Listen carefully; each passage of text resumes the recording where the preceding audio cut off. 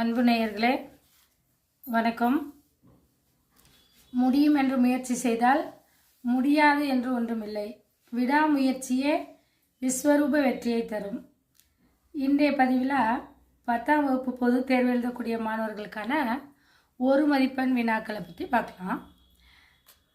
பாருங்கள், ஒரு மதிப்பெண் வினாக்கள் எப்படின்னா, வினாயன் 1லிருந்து 11 வரை ஃபஸ்ட்டு புத்தகத்துக்கு பின்னாடி உள்ளது, அப்புறம் கூடுதலாக கொஞ்சம் கொடுத்துருக்கேன். இதை மட்டும் பயிற்சி செஞ்சாவே நம்மளால் ஒரு 12 மதிப்பெண்கள் வாங்க முடியும். 15 ஒன்வடுக்கு 15 மதிப்பெண்கள் வாங்க முடியும். ஃபஸ்ட் ஒன் பாருங்கள். மெத்த வணிகலன் என்னும் தொடரில் தமிழழகனார் குறிப்பிடுவது. மெத்த வணிகலன் என்ற தொடரில் தமிழழகனார் குறிப்பிடுவது எது அப்படின்னா, ஐம்பெரும் காப்பியங்களும் வணிக கப்பல்களும். ஐம்பெரும் காப்பியங்களும் வணிக கப்பல்களும். காய்ந்த இலையும் காய்ந்த தோகையும், நிலத்துக்கு நல்ல உரங்கள். இத்தொடரில் அடிக்கோடிட்ட பகுதி குறிப்பிடுவது. காஞ்சு போனால் என்ன சொல்லுவோம்? காஞ்ச இலைய சருகு அப்படின்னு சொல்லுவோங்களா? அப்போ அது பேர் என்னது? சருகும் சண்டும். சருகும் சண்டும். என் தமிழ்னா என்பதை பிரித்தெழுதால் என்ன வரும்? இந்த எந்து அப்படிங்கிற 3 ஆப்ஷனில் எந்துன்னு கொடுத்துருப்பாங்க. அதெல்லாம் கிடையாது. எம் குட்டல் தமிழ் குட்டல் நா. எம் குட்டல் தமிழ் குட்டல் நா. அடுத்து பாருங்க. கேட்டவர் மகிழ பாடிய பாடல் இது. இத்தொடரில் இடம்பெற்றுள்ள தொழில் பெயரும் வினையாளனையும் பெயரும் முறையே. பாருங்க, கேட்டவர், இந்த பாருங்க ரெண்டையும் ஞாபகம் வச்சுக்கணும். அப்படியே உள்டாக எழுத வேண்டியதான். பாடல் அப்படிங்கிறது என்னது? தொழில் பெயர். கேட்டவர் அப்படிங்கிறது வினையாளனையும் பெயர். பாடல் தல்விகுதி வந்து பாடல் அப்படிங்கிறது நமக்கு தொழில் பெயர். அடுத்தது கேட்டவர் அப்படிங்கிறது வினையாளரின் பெயர். இப்படியே உள்டாவாக எடுத்து எழுதுகிறோம். பாடலை ஃபஸ்ட்டு எழுதிட்டு கேட்டவரை செகண்டாக எழுதுங்க. அடுத்தது வேர்க்கடலை, மிளகாய் விதை, மாங்கொட்டை ஆகியவற்றை குறிக்கும் பயிர் வகை. இங்கே பாருங்கள், இந்த கொஸ்டின்லேயே உங்களுக்கு பாருங்கள் க்ளூ கொடுத்துருக்கேன். மாங்கொட்டை அப்படின்னு இருக்கா, மிளகாய் மா வரிசையில் வருதா, அதே இதான் மணி வகை. இங்கே ஆன்சர் என்னது? மணி வகை. அடுத்தது உனக்கு பாட்டுகள் பாடுகிறோம், உனக்கு புகழ்ச்சிகள் கூறுகிறோம். பாரதியினுடைய இந்த அந்த வரிகளில் வரக்கூடிய நயங்கள் என்ன? இப்போ பாருங்கள், முதல் எழுத்து ஒன்றா இருக்கா? அப்போ ஊ முதல் எழுத்து ஒன்றா இருந்தால் என்னது? மோனைத்தொடை. முதல் எழுத்து ஒன்றா இருந்தால் மோனைத்தொடை. அடுத்தது முதல் எழுத்து ஒத்த ஓசையோடு இரண்டாம் எழுத்து ஒன்றால் வந்தால் என்னது? எதுகை தொடை. எதுகை தொடை. இப்போ மோனை எதுகை. 7வது பாருங்கள். செய்தி 1. ஒவ்வொரு ஆண்டும் ஜூன் 15ஆம் தேதி என்னன்னு சொல்கிறோம்? உலக காற்று நாளாக கொண்டாடி வருகிறோம். செய்தி 2. காற்றாலை மின் உற்பத்தியில் இந்தியாவில் தமிழகம் 2ஆம் இடம் என்பது எமக்கு பெருமையே அப்படின்னு சொல்லி கொடுத்துருக்காங்க. செய்தி 3 என்ன அப்படின்னா, காற்றின் ஆற்றலை பயன்படுத்தி கடல் கடந்து வணிகம் செய்து அதில் வெற்றி கண்டவர்கள் தமிழர்கள். இப்போ இதில் ஜூன் 15 சரிங்க. காற்று உலக காற்று நாள் ஜூன் 15. இது கப்பல் கடல் கடந்து அந்த காலத்தில் பாய்மர கப்பல்லாம் காற்றின் வெற்றியை காற்றின் மூலமாக இயக்குனாங்க. இப்போ இதுவும் சரி. அப்போ கூற்று 2 தவறு. இப்போ 1 செய்தி 1, 3 ஆகியன சரியே அப்படின்னு சொல்கிறோம். புரியுதுங்களா? அடுத்தது பாடிமில் பனிக்கடல் பருகி. பாருங்க, பருகி இருக்கா, இங்கே ஆவியாகி அப்படின்னு இருக்கா, அதை ஞாபகம் வச்சுக்கோங்க. முல்லைப்பாட்டு அடி உணர்த்தும் அறிவியல் செய்தி என்ன? அறிவியல் செய்தி ஆவியாகிங்க. பாருங்க, அறிவியல் பருகி. இது ரெண்டையும் குழு வச்சுக்கோங்க. பருகி ஆவியாகி. அறிவியல் செய்தி என்னது? கடல் நீர் ஆவியாகி மேகமாதல். அடுத்து பாருங்க, பெரிய மீசை சிரித்தார். பெரிய மீசை சிரித்தார் அப்படின்னா இந்த வண்ணச்சொல் பெரிய மீசை, நீலச்சட்டை, சிவப்பு சட்டை இதெல்லாம் வந்தாவே என்னது? அன்மொழி தொகை. பெரிய மீசையை உடைய மனிதன் சிரித்தார் அப்படின்னு சொல்லும். அதனால் அன்மொழி தொகை. அடுத்தது பொருந்தும் விடை வரிசையை எழுதுக அப்படின்னு கொடுத்துருக்காங்க. கொண்டல் கோ கி ஞாபகம் வச்சுக்கோங்க. கொண்டல் கோ கி. கோமே கோடை மேற்கு. வாடை வா வடக்கு. தென்றல் தெற்கு. அப்போ இதில் ஆப்ஷன் எது? 3, 1, 4, 2ங்கிற ஆப்ஷன் தான் சரியானது. இதை ஒரு தடவை எப்படி கொடுத்துருந்தாங்க அப்படின்னா, கரெக்டான ஆன்சரையே இப்போ மேட்ச் பண்ணி கொடுத்துட்டும் கேட்டாங்க. அதனால் நம்ம இது ஈஸியாக ஞாபகம் வச்சுக்க. கோ கி கோ மே வா வ த தே அப்படின்னு சொல்லி ஞாபகம் வச்சுக்கணும். அடுத்தது பாருங்கள். பின் வருவனவற்றில் முறையான தொடர் எது அப்படின்னு கொடுத்து 4 தொடர் கொடுத்துருப்பாங்க. நம்ம முறையானது கரெக்டான ஆன்சரை மட்டும் தெரிஞ்சுக்கிட்டால் போதும். ஆப்ஷனை பார்த்தா நமக்கு ஞாபகம் வரும். பாருங்கள், தமிழர் பண்பாட்டில் வாழை இலைக்கு தனித்த இடம் உண்டு. தமிழர் பண்பாட்டில் வாழை இலைக்கு தனித்த இடம் உண்டு. அடுத்தது, சிலம்பு அடைந்திருந்த பாக்கம் எய்தி. சிலம்பு இருக்குங்களா? அப்போ என்னது? சிற்றூர். ஆன்சரில் என்ன வரும்? சிற்றூர். சிலம்பு சிற்றூர், ஞாபகம் வச்சுக்கணும். அடுத்தது, அறிஞருக்கு நூல், அறிஞரது நூல் ஆகிய சொற்றொடர்களின் பொருள்களை வேறுபடுத்துவது வேற்றுமை உருவு. காரணமாக அமைவது எது? இங்கே பாருங்க, க்ளூ இதுலேயே. வேறுபடுத்துவது வேற்றுமை உருவு. அடுத்தது, காசி காண்டம் என்பது காசிக்கு போனால் பெருமை இல்லையா? காசி நகரத்தின் பெருமை. அதனால காசி நகரத்தின் பெருமையை பாடும் நூல். காசி காண்டம் அப்படிங்கிறது எது? காசி நகரத்தின் பெருமையை பாடும் நூல். சரிங்களா? அடுத்தது, விருந்தினரை பேணுவதற்கு பொருள் தேவைப்பட்டதால் தன் கருங்கோட்டு சீரியாலை பணயம் வைத்து விருந்தளித்தாள் என்று புறநானூற்று செய்தி. இச்செய்தி உணர்த்தும் விருந்து போற்றிய நிலை என்ன? அங்கே பாருங்க, இச்செய்தி இன்மையில் இருக்கா? விருந்து, இங்கேயும் விருந்து இருக்கு. இச்செய்தி உணர்த்துவது இன்மையிலும் விருந்து போற்றும் மாண்பை குறிக்கிறது. இன்மைன்னா என்னது? வறுமை. வறுமையாக இருந்தாலும் தமிழர் விருந்தோம்பல் பண்பில் சிறந்திருந்தனர் அப்படிங்கிறத சொல்றாங்க. அடுத்தது, உனதருளே பார்ப்பன் அடியேனே. நம்ம யாருக்கு அடியவர்கள்? இறைவனின் அடியவர்கள் நம்ம இல்லையா? அப்போ அடியேன் யாரு? நம்ம தான். அப்போ யாருக்கிட்ட யார் சொல்கிறா? அடியேன் குலசேகர ஆழ்வார். யாருக்கிட்ட? இறைவனிடம் குலசேகர ஆழ்வார் கூறியது. இறைவனிடம் குலசேகர ஆழ்வார் கூறியது. அடுத்தது பாருங்க, தலைப்புக்கும் குறிப்புக்கும் பொருத்தமான விடையை தேர்ந்தெடுத்து எழுதுக அப்படின்னு கொடுத்துருக்காங்க. 4வது எல்லாம் தலைப்பெண்ண செயற்கை நுண்ணறிவு, குறிப்பெண்ண கண்காணிப்பு கருவி, அசைவு நிகழும் பக்கம் தன் திசையை திருப்புகிறது. அடுத்தது, திறன்பேசி உள்ள வரைபடம் போக்குவரத்திற்கு சுருக்கமான வழியை காண்பிப்பது. அடுத்தது என்ன அப்படின்னா, நமக்கு இங்கே என்னது? தலைப்புக்கு பொருத்தமான குறிப்புகளே இடம்பெற்றுள்ளன. இது குறிப்பு கொடுத்துருக்கிற குறிப்பு சரியானது, பொருத்தமான தலைப்பு தான் அப்படின்னு சொல்லி சொல்கிறோம். அடுத்தது பாருங்க, பரிபாடல் அடியில் விசும்பும் இசையும். விசும்புனா என்ன? வா. இசைனா என்ன? ஒலி. இசைனா ஒலி. அப்போ விசும்பும் இசையும் என்னும் தொடர் எதனை குறிக்கிறது அப்படின்னா, வானத்தையும் பேரொளியையும் குறிக்கிறது. குலசேகர ஆழ்வார் வித்துவக்கூட்டம்மா என்று ஆண் தெய்வத்தை பாடுகிறார்.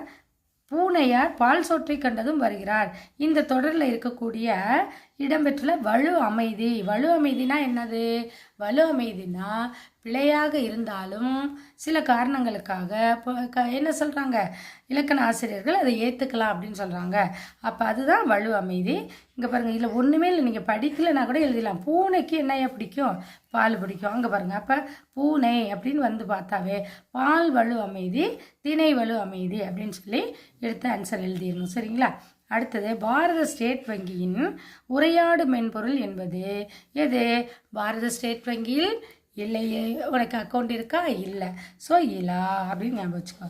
அடுத்தது, மாபாரதம் தமிழ் படுத்தும் மதுராபுரி சங்கம் வைத்து. இங்கே பாருங்க, சங்கம் வைத்தும் என்னும் சின்னமனூர் செப்பேடு குறிப்பும் உணர்த்தும் செய்தி அது அப்படின்னா, சங்கம் அப்படின்னா என்னது? இங்கே பாருங்கள், சங்க காலத்தில் மொழிபெயர்ப்பு இருந்தது அப்படிங்கிறத நமக்கு புரிய வைக்கிறாங்க. அடுத்தது பாருங்கள், அருந்துணை என்பதை பிரித்தால். அருந்துணை, அருமை குட்டல் துணை. அருமை குட்டல் துணை. அடுத்தது பாருங்க, இங்கு நகர பேருந்து நிற்குமா என்று வழிபோக்கர் கேட்பது என்ன வினா?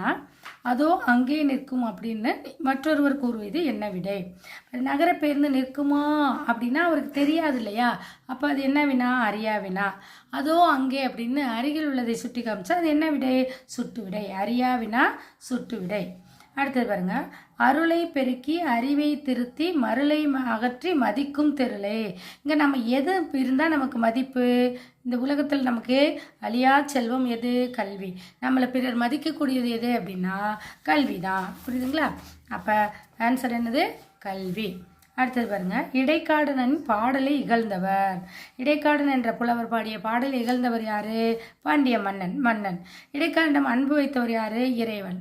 மன்னன் இறைவன். அடுத்தது, குளிர்காலத்தை பொழுதாக கொண்ட நிலங்கள். குளிர்கால பொழுது என்னன்னா குறிஞ்சி, மருதம், நெய்தல் நிலங்கள். குளிர்காலம் குறிஞ்சி, மருதம், நெய்தல் நிலங்கள். அடுத்தது கூற்று 1, போராட்ட பண்புடனே வளர்ந்தவர் கலைஞர். 2, கூற்று 2, அவருக்குள் இருந்த கலைத்தன்மை வளர அது உதவியது. ரெண்டுமே எனது கூற்று 1 மற்றும் 2 சரியே. அடுத்தது மலர்கள் தரையில் நழுவும். தரையில் அப்படின்னா இங்கே ஞாபகம் வச்சுக்கோங்க. அப்போ தளர பிணைத்தால், தரையில் தளர பிணைத்தால் நழுவும்.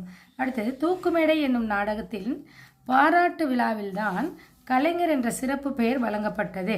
இத்தொடருக்கான வினா எது? எப்படி கேட்கணும்? கலைஞர் என்ற சிறப்பு பெயர் எப்போது வழங்கப்பட்டது அப்படின்னு போட்டு அந்த கொஸ்டின் மார்க்கை மறக்காமல் போடணும். சரிங்களா? அடுத்தது பாருங்க, கோசல நாட்டில் கொடை இல்லாத காரணம் ஏன்? இல்லை அப்படின்னா கொடைனா என்னது? தானம் பண்ணணும். ஏன்? அங்கே வேண்டியதில்லை, அங்கே வறுமை இருந்தால் தானே கொடை தேவை. அப்போ கொடை இல்லை, எப்போ என்ன இல்லை? வறுமை இல்லை, அங்கே யாரும் வறுமையில் இல்லை அப்படின்னு அர்த்தம். சரிங்களா? அடுத்தது சரியான அகர வரிசையை தேர்ந்தெடுத்து எழுதுக. பாருங்க, உழவு ஏர் மண் மாடு. உ ஏ ம மா. உழவு ஏர் மண் மாடு. அடுத்தது மாலவன் குன்றம் போனால் என்ன, வேலவன் குன்றமாவது எங்களுக்கு வேண்டும்ங்கிறார். மாலவன்னா யாரு? திருமால். எங்கே இருக்காரு? திருப்பதி.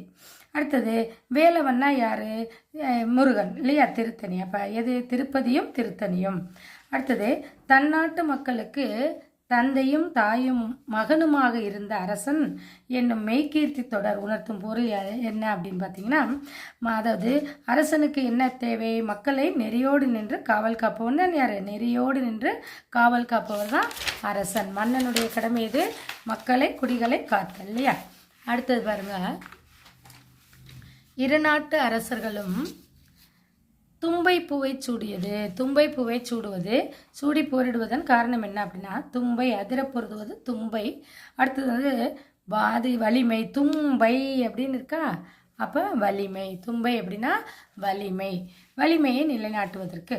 அடுத்தது தமிழினத்தை ஒன்றுபடுத்தும் இலக்கியமாக மாப்போசி கருதுவது. சிலப்பதிகாரம். சி குழு பார்த்துக்கோங்க, சிலப்பதிகாரம். மேன்மை தரும் அறம். மேன்மை கை அப்படிங்க வச்சுக்கோங்க. மேன்மை தருவது எது? கைமாறு கருதாமல் அறம் செய்வது. பிறர் செய்வாங்க அப்படின்னு சொல்லாமல் நாமளாம் என்ன செய்யுது? பிறருடைய உதவியை எதிர்பார்க்காமல் நம்ம பிறருக்கு உதவி செய்தல். அடுத்தது வீட்டை துடைத்து சாயமடித்தல். இவ்வடி குறிப்பிடுவது. இவ்வடி இடையராது. பொருள் என்னது? இவ்வடி குறிப்பிடுவது இடையராது அறப்பணி செய்தலை அப்படின்னா தொடர்ந்து பணி. அறப்பணி ஓய்வதில்லை, ஓய்ந்திட்டில் உலகம் இல்லை அப்படிங்கிறார். அடுத்து பாருங்க, உலகமே வறுமைற்றாலும் கொடுப்பவன் என்றும் பொருள்களின் இருப்பை கூட அறியாமல் கொடுப்பவன் என்றும் பாராட்டப்படுபவர் யார் அப்படின்னா பாருங்க, அறியாமல். அது என். அறியாமல் அப்படின்னா அது என். அது என் பெருஞ்சாத்தன். அது என் பெருஞ்சாத்தன். காலக்கணிதம் கவிதையில் இடம்பெற்ற தொடர் எது அப்படின்னா, இகழ்ந்தால் என் மனம் இறந்து விடாது. இகழ்ந்தால் என் மனம் இறந்து விடாது. அடுத்தது சிலப்பதிகாரத்திலும் மணிமேகலையில் அமைந்த பாவினம் எது அப்படின்னா, அமைந்தப்பா. அமைந்தப்பா அகவற்பா, அதாவது ஆசிரியப்பா. அடுத்தது பிரிந்தன புல்லின் காணின் பெரிதழுது இறங்கி தேம்ப. அப்படி காணில் தேம்ப. கான்னா என்னது? காடு. தேம்பி தேம்பி அழுது வாடி போயிட்டாரு, அதனால அது என்னது?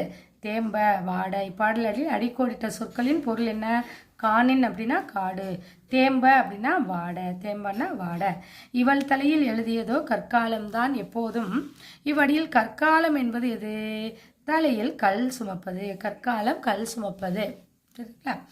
அடுத்தது சுதந்திர இந்தியாவின் மகத்தான சாதனையும் சவாலுமாக ஜெயகாந்தன் குறிப்பிடுவது எது? ஜெயகாந்தன் குறிப்பிடுவது எது அப்படின்னா, இங்கே பாருங்க, சுதந்திர அப்படின்னு இருக்கா, இங்கே குழு பாருங்க, பெற்ற சுதந்திரத்தை பேணி காத்தல். பெற்ற சுதந்திரத்தை பேணி காத்தல். அடுத்தது பூக்கையை குவித்து பூவே புரிவடு காக்க என்று யார் யாருக்காக வேண்டினார்? கருணையன் தன் தாயாகிய எலிசபெத்துக்காக வேண்டினான். கருணையன் எலிசபெத்துக்காக. வாய்மையே மழை நீராகி. இத்தொடரில் வெளிப்படும் அணி என்ன? நீராகி. ரா இருக்கா, ரூ இருக்கா, ஞாபகம் வச்சுக்கோங்க. உருவக அணி. அடுத்தது பாருங்க, கலையின் கணவனாகவும் சமுதாயத்தின் புதல்வனாகவும் இருந்து எழுதுகிறேன் அப்படின்னு சொல்றாரு. இக்கூற்றிலிருந்து நம்ம புரிஞ்சுக்கிறது என்ன அப்படின்னா, சமுதாயம்னு இருக்குங்களா, இங்கே பாருங்க ஆன்சரில் சமூக பார்வையோடு அப்படின்னு சொல்லி சொல்கிறோம். சமுதாயத்தின் புதல்வனாக அப்படின்னா ஆன்சர் என்னது? சமூக பார்வையோடு கலைப்பணி புரியவே எழுதினார் அப்படிங்கிறது தான் சரியான விடை. இதனுடைய தொடர்ச்சியை அடுத்த பதிவில் காணலாம். நன்றி.